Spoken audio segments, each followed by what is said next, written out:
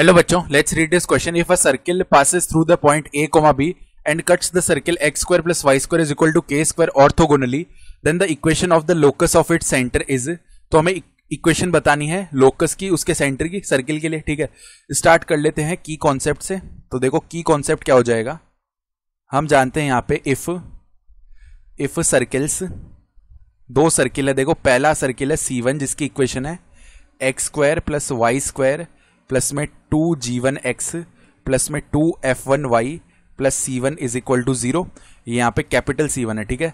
And दूसरा circle है capital C2 जिसकी इक्वेशन है x square plus y square plus में 2g2x प्लस में 2f2y प्लस में C2 that is equal to 0 are orthogonal.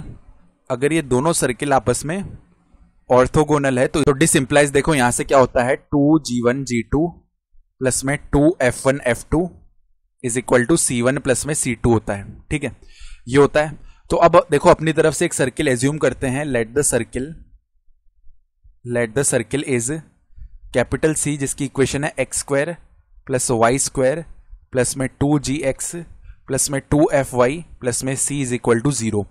ठीक है, अब अगर हम ऑर्थोगोनलिटी की कंडीशन लगाएं, क्योंकि ये किसके ऑर्थोगोनल है, x square plus y square minus k square is equal to 0। यहाँ पे तो एक्स और वाई दोनों का ही टर्म नहीं है, तो हमारी g2 और f2 की वैल्यू तो पहले ही 0 हो गई। ठीक है, तो हम क्या बोल सकते हैं डायरेक्टली, अगर वो कंडीशन लगाएं 2 मल्टीप्लाई में पहले g लिखते हैं और मल्टीप्लाई में 0, क्योंकि इसके लिए 0 है ना, x का टर्म एब्सेंट है, प्लस में 2 मल्टीप्लाई में f मल्टीप्लाई में 0 that will be equal to C1 plus C2।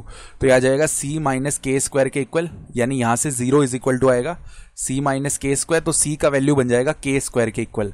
ये हम पुट कर देते हैं हमारी सर्किल की इक्वेशन में। तो सर्किल की इक्वेशन देखो अब क्या बन गई है, सर्किल की इक्वेशन बन जाएगी x square plus y square plus में 2gx प्लस में 2fy और C का वैल्यू कितना आ चुका है के स्क्वायर, तो प्लस में के स्क्वायर इज इक्वल टू 0। अब अगर ये हो रहा है, हमें ये भी पता है ये सर्किल A, B से पास कर रहा है, तो A, B इसको सेटिस्फाई करेगा ना।